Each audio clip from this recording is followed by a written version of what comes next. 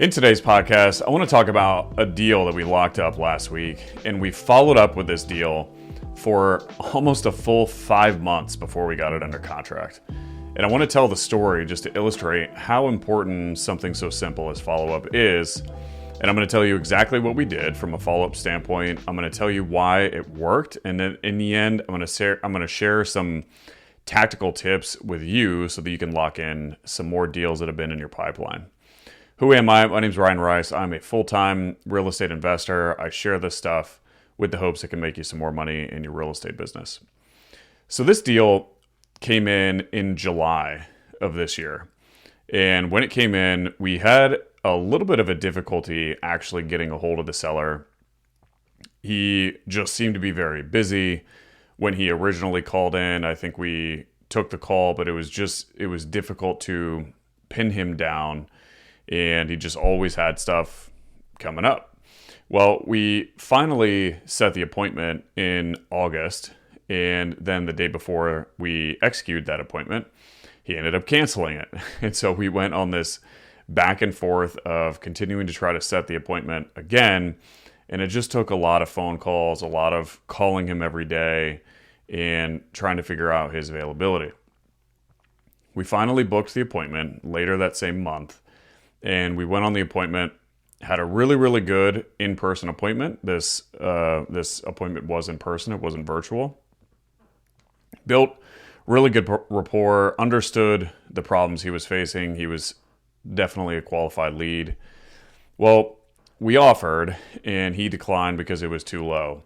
And I remember he was a little taken aback. He was surprised at our offer, but the house was really old.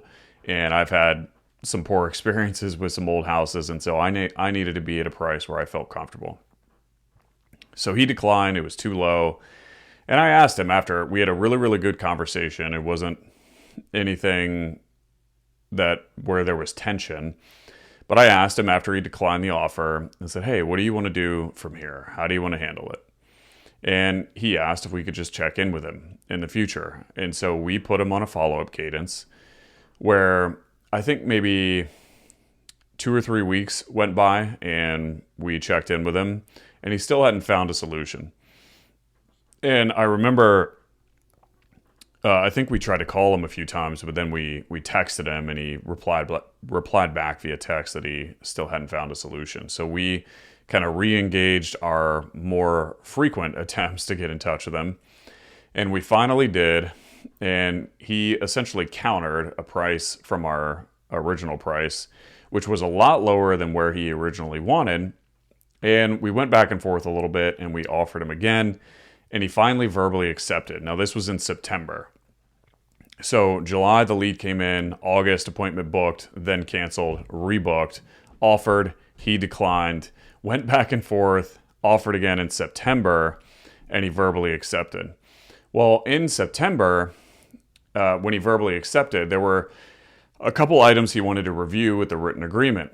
And so he reviewed them and we had a couple phone calls, but we went back and forth about a couple details on the agreement. And there was no disagreements. He just had questions, and then he wanted to, quote, take it back to his attorney. And as much as I tried to overcome that obstacle or that objection, I was unable to. And so it was probably a good 2 months where we went back and forth on details of the agreement. And honestly, the majority of the 2 months were us just struggling to get a hold of him. And he would commit to us that, hey, I'm going to look at it at this specific day, this specific time, and I'll get back to you. And then we just really had trouble getting a hold of him. We didn't know during that time if he was trying to shop us around, if he just was really busy, but we stayed persistent, and it felt like at least 4 to 6 consecutive weeks of calling him multiple times every single day, texting him. Last week, we finally just got the signature. And so I want to highlight some of the things that we did in the follow-up cadence that I think worked. And obviously it worked because we got the signature. But I want to explain to you some of the things that we did and some of the tactics that we used. So in between the periods where it was reasonable for us to continue to follow up with him. In other words, in the beginning, it didn't work out, and obviously some time needed to pass before we checked back in. But once he told us that he didn't have a solution and we were re-engaged or we offered and he verbally accepted, at that point we knew we just needed to get in touch with him. And I have a follow-up specialist on my team, and he handles all of our incoming leads, and he essentially is in charge of qualifying all the leads, and then he passes them off to me to close. And also part of his job is just following up on existing leads in our system. And for multiple weeks, he would dial and text several times throughout the day. And I want to highlight the importance of this because I think many people are scared to do that because it's uncomfortable. We're afraid that we're going to bother somebody. We're afraid, that we're going to annoy someone. And what I found is a lot of times we make up those fears in our head because every time we got a hold of him, he would just grossly apologize. Yeah, sorry, I got this going on. Thank you so much for following up. I appreciate you reaching out. Yeah, here's what I wanted to do. And so a lot of times it's our own fears that can impact our behavior. And I think many times that fear, in this case, could prevent someone from calling multiple times per day. And I'm convinced that when we did get a hold of him, it was in direct correlation to calling him multiple times per day. So don't be afraid of dialing someone many times per day. If it does annoy them, they're going to tell you that. They're going to give you that feedback. But in this case, it was a good example. He was appreciative that we did so because when we got in touch with him, it seemed to be in direct correlation with how many times we called him. And to be specific, every time that my follow-up specialist reached out to him, he would dial him 3 times in a row. And the times that he did get in touch with him, it was like on the 3rd dial, right? And that sounds egregiously annoying. And like when I do that myself, I get uncomfortable, sometimes so much that it prevents me from actually making the next dial. And I think that's such a good lesson. And my follow-up specialist even said it one day. He said, yeah, I just have to not care about the discomfort because every time I do get a hold of him, it's on the 3rd phone call. So don't hesitate to call multiple times in a row. It might not be as annoying as you might feel that it is. Some other things that we did that elicited responses from him is when we texted him, for example, we weren't like, hey, what do you think of our offer? Or, hey, just checking on you. We would say things like, hey, Mr. Seller, I just want to make sure everything is okay. Or are you doing okay? We would show some genuine interest. And it seemed to be a couple times he would respond to those texts. Yeah, sorry, everything's fine, just been busy. Get with you tomorrow. Right? Okay. Well, that's helpful. And so when we reached out to him, we didn't text him specifically about the deal or raise the topic of the offer. We just said, hey, Mr. Seller, hope you're okay. Is everything okay? We just want to make sure that you're doing all right. And we would get responses from that. We also tried scarcity. So a couple times we tried telling him, hey, we have a lot of demand right now, and we're not sure if we're going to be able to get back around to you. And what's so useful about scarcity is the response that we got from him when we used that scarcity was like, yeah, no worries. I just have too much going on. I understand. You run your business the way that you need to run it. That's cool. I'm cool with that. Right? And that is not a response that if someone is BSing you or shopping an offer around, that's not a response that you're typically going to get. And so when he responded in that fashion, we kind of sensed that maybe he actually was just really busy. And so attempting that follow-up of, hey, we have a ton of demand. We're worried about not having, the funds to get back around to you, or we might be too busy. I think it's important to establish some scarcity because that can trigger some action. And if the action that it triggers is, hey, no worries, I just have a lot going on, but I understand you got to do business, do your thing. that is a response, at least in this case, that seemed to tell a story that he just was really busy. And so because of that, we didn't really feel that he was shopping us around. And again, it didn't really matter what we felt, but it did, I think, impact how we continued to follow up with him and in what manner and what was our tone and so on and so forth. Every time we followed up, we were always respectful. We stayed genuinely curious, right? We didn't make any assumptions as to why he wasn't following up.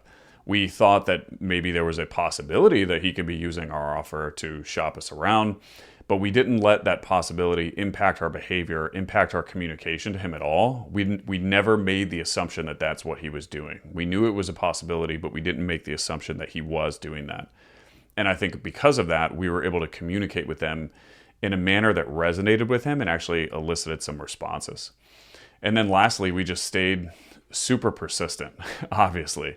And I'm literally, there was probably a 3 to 4 week period where we just called him multiple times every single day and we didn't get in touch with him.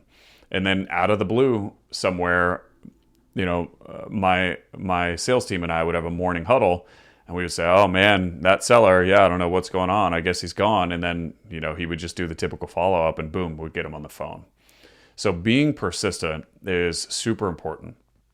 You never know what a seller is going through.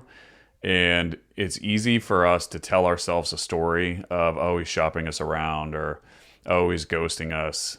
And typically those stories we tell ourselves, they don't provide any utility. Just keep taking the action and let the outcome tell you what's actually going on instead of trying to, make up a reason of what's actually going on.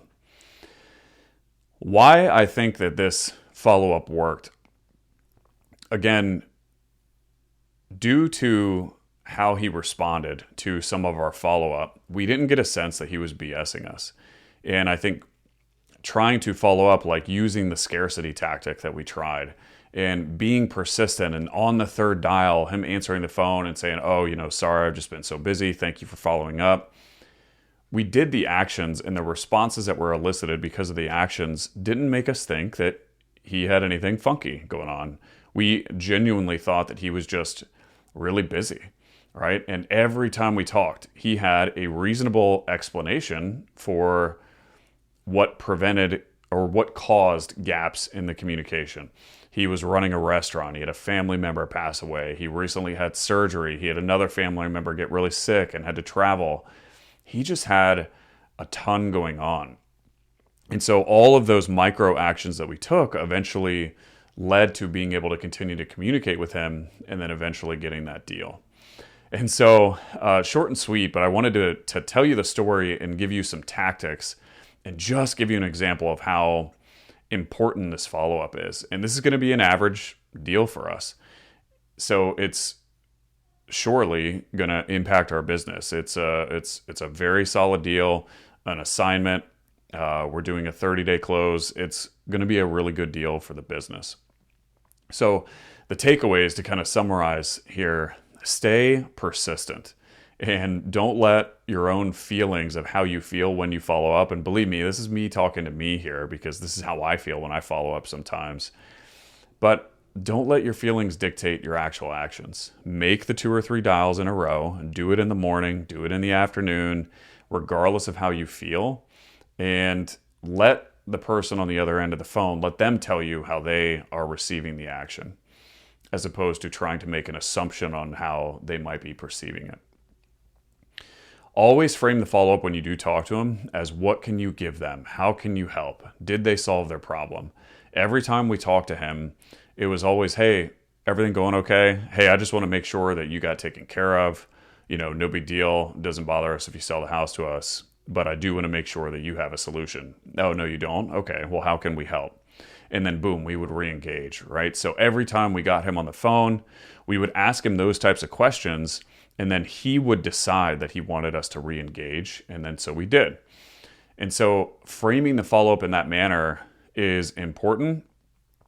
We didn't follow up and be like, hey, just checking on you. What do you think of our offer? Like it wasn't about us. Every time we connected with him, we made it about him. And I think that was was really helpful. Each time he was the one that made the decision to continue to pursue conversations with us. And then lastly, use scarcity, because number one, if there is some sort of background activities going on, then scarcity can get the seller to move in the direction that's actually going to produce some good action. And if for some reason the seller might just be really busy, then the response that you get from a scarcity type of follow-up is going to tell you what's actually going on. Like it did in this case, he just had so much going on with his personal life. He literally didn't make the time. This wasn't a priority for him. He had bigger things that were a priority. And by using scarcity, by saying, hey, totally fine, take as much time as you need. I'm just a little worried that we're not going to be here when you're ready to come back around for us. That alone, the response that you get from that can tell you what's actually going on in the situation. So hope you guys enjoyed that. That is a very simple example how we got a good deal that we're going to close here. And follow-up will absolutely make you some more money in your business. So there are 100% leads sitting in your CRM right now that continuing to have a good follow-up routine can go get them locked up and can add some money to your business. So love you guys. If that was helpful, share it, and I'll see you in the next one. Peace.